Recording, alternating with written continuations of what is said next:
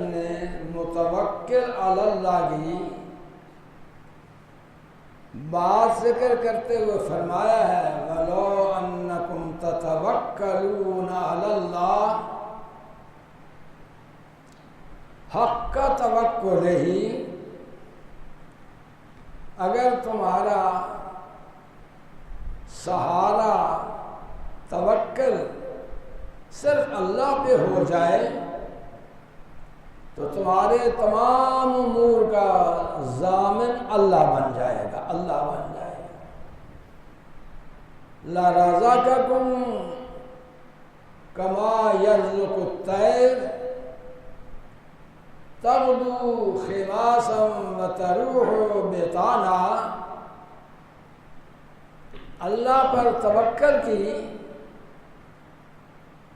عظمت اس طرح سمجھو جیسا پرندے انہوں نے کوئی اپنی خوراک کے لیے سٹور نہیں بنائے ہوتے، صبح کو رات آرام کر کے پرندے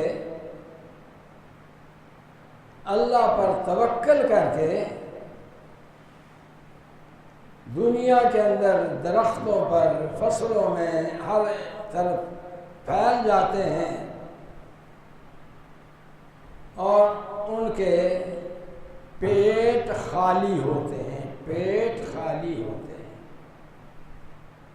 وَتَرُوحُ بِطَانًا، اور جب وہ واپس شام کو اپنے گھونسلوں میں آتے ہیں اور ان کے جو ہے پیٹ بھرے ہوتے ہیں، جس طرح ان پرندوں کو اللہ رضا دیتا ہے، روزی دیتا ہے، تمہارا توکل بھی اللہ پر ہو جائے تو تمہارے لیے بھی روزی کا انتظام اللہ ایسے ہی کرے۔